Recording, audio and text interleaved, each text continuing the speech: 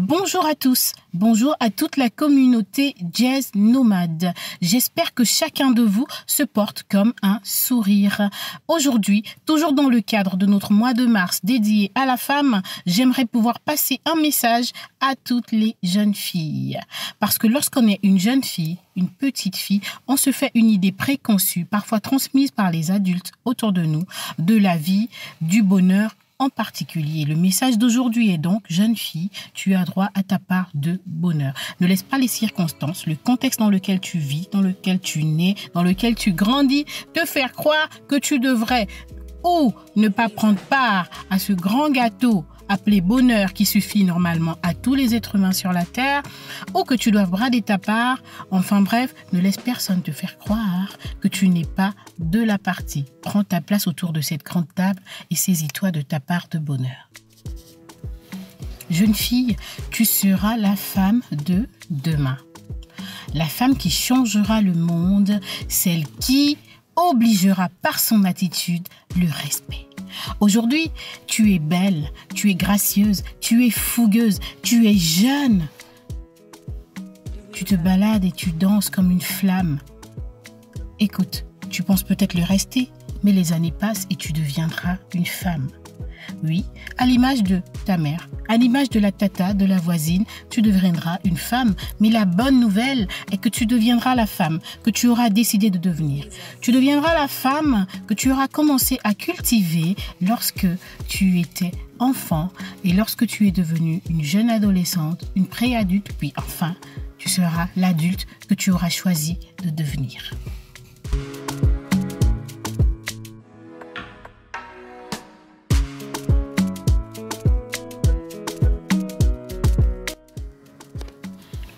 Ce que malheureusement tu oublies aujourd'hui, ou ce que tu ignores peut-être aujourd'hui, c'est que tous les actes que tu poses, toutes les décisions que tu prends aujourd'hui orientera la vie que tu auras demain. Fais très attention à l'usage que tu fais des réseaux sociaux. Parce que rien sur le net ne se perd. Tes actes te jugeront quand tu deviendras une femme. Ne laisse personne te faire croire que tu es obligé de devenir comme toutes ces femmes sur la toile pour être considérée. Demeure un prototype parce que en tant que tel, tu as ton influence à apporter. Ne laisse personne te faire croire que parce que tu es née dans la précarité, tu es orpheline, illettrée, noire, albinos, courte, élancée, enfin bref, ne laisse personne te faire croire que ton contexte ou tes traits de caractère ne te permettront pas de réaliser tes rêves. Tu es capable de tout faire. Tu es un fonds inépuisable de richesse. Admets-le, accepte-le. Tu as des potentialités, des talents, des qualités que tu ne soupçonnes alors là même pas. Aie confiance en toi, ne sois pas trop dur avec toi-même, ne sois pas trop exigeante avec toi-même. Des fois, soi-même, on se juge trop durement. Mais non, commence à t'accepter, à te tolérer et à t'aimer tel que tu es toi-même. Dis-toi que quelqu'un a besoin de toi, tel que tu es, et que tel que tu es, tu contribues à rendre le monde de quelqu'un encore meilleur. Arrête de te disperser, focalise-toi sur le bon combat. Je vais te choquer un petit peu parce que le bon combat n'est pas l'égalité des sexes qui est prônée à tout va, à tout moment. La femme doit être l'égale de l'homme. Disons-le clairement, la femme ne sera jamais l'égale de l'homme. Dit dans le sens que, écoutez-moi bien, la femme ne sera jamais l'homme, ne sera jamais la femme. La femme et l'homme sont des êtres distincts et chacun d'eux a un rôle à jouer. Chacun d'eux a son rôle à jouer. Chacun d'eux a son implication dans la société. C'est cette dualité qui fait du monde ce qu'il est aujourd'hui. Les deux n'ont pas les mêmes besoins, ni les mêmes caractéristiques, ni même du point de vue biologique, les mêmes critères. Alors, comment voudrait-on chercher une égalité entre les hommes et les femmes, l'égalité des sexes au sens que nous le prenons aujourd'hui, nous les jeunes filles dites jeunes femmes, quand je dis nous les jeunes filles, je m'adresse à vous les jeunes filles, parce que nous, on a fille. L'égalité des sexes donc prônée telle que aujourd'hui, vous les jeunes filles le concevez, est une définition un petit peu pervertie et trop ambitieuse de la chose. Après, ce n'est que mon avis et ça n'engage que moi. On n'est pas supposé tomber d'accord sur tout ce que je dis. Ce qu'il y a à dire, c'est que notre différence en tant qu'homme et en tant que femme crée l'équilibre du monde qu'on a aujourd'hui. Et c'est parce que justement on essaie de tout mélanger, d'inverser les rôles, enfin bref, c'est dans ce méli-mélo que le monde trouve un certain déséquilibre dans lequel on ne se retrouve plus vraiment.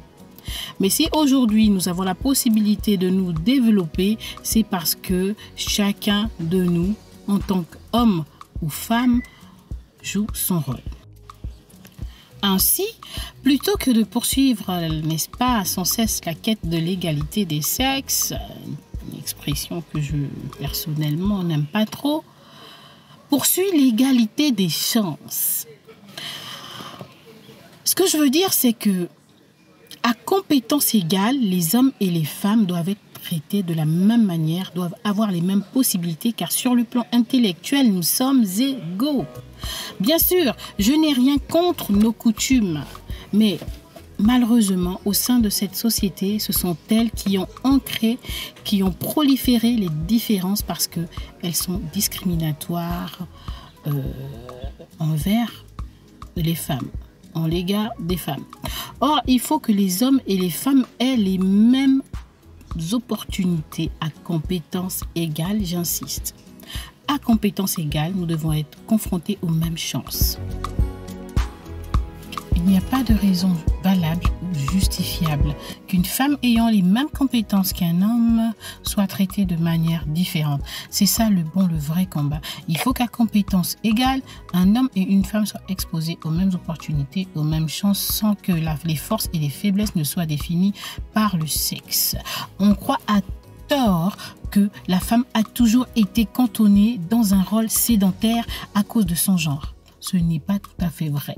Parce que, à travers les âges, les hommes et les femmes se sont organisés intelligemment, de telle sorte que, étant plus forts physiquement, donc n'étant pas biologiquement nantis de la même manière, à manière égale, l'homme par sa force a joué le rôle de guerrier, de protecteur de son village, de son clan, de sa famille. Enfin bref, il s'occupait des tâches qui nécessitaient le plus grand effort.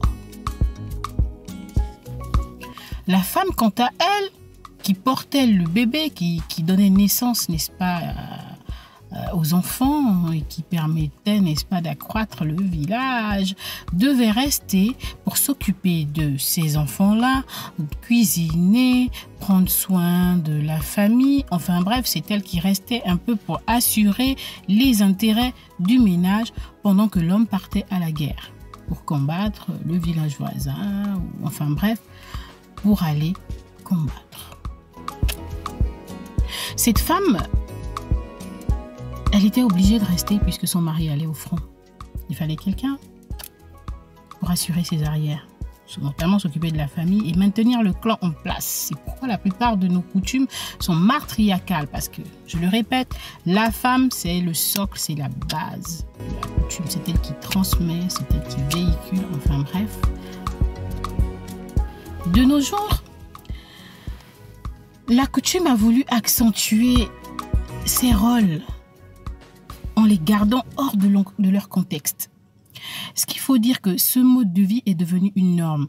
Ce n'est donc pas une machination des hommes, ce n'est pas un complot, les hommes ne se sont pas regroupés quelque part, n'est-ce pas, dans un terrain vague et ont décidé de quelle manière ils pourraient assujettir les femmes. Non, c'est l'habitude qui est devenue une seconde nature et nos coutumes ont permis de perpétrer ces mauvaises habitudes-là. Parce que finalement, à cette époque, on ne parlait pas de démocratie, de politique des peuples proprement parlé. C'est la guerre n'est-ce pas, qui permettait de conquérir un peuple, une terre, etc. Les peuples se faisaient la guerre, pas à tort et à travers, mais ils se faisaient la guerre, c'était le moyen. Voilà. Alors, vous conviendrez avec moi qu'aujourd'hui, la femme n'est plus obligée de rester dans la cuisine. Elle n'est plus obligée de rester à la maison pendant que son mari va à la guerre. Non, ça ne marche plus comme ça.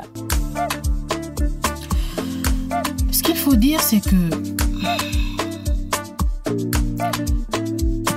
on doit comprendre que la femme doit avoir la liberté d'aller travailler, de s'affirmer dans la société, d'apporter sa pierre, enfin bref. Elle peut aussi faire le choix, elle peut aussi décider d'être une femme au foyer, de rester près de ses enfants, de les élever, etc. C'est sa manière de contribuer au développement de la société. Cette femme n'est donc pas une femme moins importante qu'une autre ou une femme inférieure à un homme. C'est un choix. Voilà la société du 21e siècle, la société dans laquelle nous vivons aujourd'hui. Ainsi dit, jeune fille, commence dès à présent à trouver ta place. N'attends pas d'être une femme. Commence aujourd'hui à t'imposer, à imposer le respect pour ta personne. N'attends pas d'être une adulte, ce sera trop tard. Commence à prendre possession de tes droits et te battre pour eux davantage aujourd'hui, afin d'être l'adulte accompli, la femme épanouie que tu veux être demain. Tant que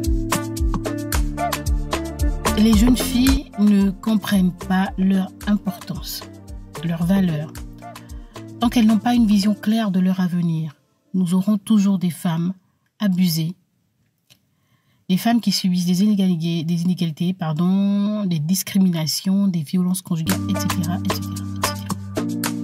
Parce que la femme se réveille beaucoup trop tard. Mais quand il est trop tard, elle se réveille. En conclusion, chers abonnés, toutes en tant que femmes, nous avons déjà combattu, été exposées à des remarques sexistes. Toi, retourne, va gérer tes gosses. La place de la femme est à la cuisine. J'aime bien à le répéter. Là, il faut laisser ça aux hommes. Ouais, mais qu'est-ce qu'une femme fait là? C'est pas pour les femmes. Enfin, bref. Oui, je sais, c'est pénible. Je voudrais conclure en ayant une pensée très émue pour toutes ces jeunes filles, toutes ces femmes dans le monde dont les droits sont bafoués au quotidien. Celles qui n'ont pas accès à l'éducation, n'ont pas accès aux terres, qui subissent l'excision, les mariages forcés, enfin bref, toutes ces femmes. Et je m'adresse à toi qui as accès à toutes ces choses pour te dire aujourd'hui que tu es une privilégiée. Fais-en bon usage. Tout est permis, mais tout n'est pas utile. Il ne faut pas que la liberté dont nous jouissons aujourd'hui soit la licence de tout faire, bien au contraire. Il faut que nous réalisons que la plupart des avancées aujourd'hui, la plupart des avantages qu'ont les femmes aujourd'hui sont le résultat du sacrifice de beaucoup d'autres femmes dans le monde. Ma très chère jeune fille, future femme, bats-toi pour être traitée toujours avec respect et dignité. Poursuis ton rêve et ne laisse personne t'arrêter. Ta féminité n'est pas un handicap, mais bien au contraire, c'est ta force. Le respect que tu demandes, il faut le refléter au quotidien. Choisis toujours la dignité, quelle que soit la situation devant laquelle tu te trouves. Chère sœur, nièce, petite sœur, fille, petite fille, arrière-petite fille. Vous voyez, j'ai des cheveux blancs. J'espère t'avoir édifié aujourd'hui et j'espère que ce message trouvera une oreille attentive. Dans la vie, choisis toujours le respect et la dignité. Le respect et la dignité, c'est très, très, très important. Ce sont les seules choses que personne ne doit jamais te devoir. Le respect et ta dignité. Je voudrais que tu gardes en mémoire que la fille que tu es aujourd'hui est le reflet de la dame que tu seras demain. Fais donc attention à tous les actes que tu poses, à toutes les paroles que tu dis, à tout ce que tu poses sur les réseaux sociaux. Fais très attention. Et j'espère que ce message trouvera une oreille attentive. Trouvera, n'est-ce pas, son chemin pour atteindre ton cœur. Et il va te permettre de réaliser que cette vie, nous y avons tous droit. C'est tout pour aujourd'hui. Le suspense de la fin, ouais, c'était nécessaire. Et raconte-moi en commentaire une anecdote sexiste que tu auras subie. Ciao, bye, Jazz Nomad. Alors la famille Jazz Nomad, pour ce mois de mars que nous avons consacré à la femme, je vous invite à nous aider à supporter cette jeune artiste de gospel surnommée FSV. Son premier single, Yours, ça en vaut le détour. Je vous dis à très bientôt sur la chaîne Jazz Nomad. Bye bye.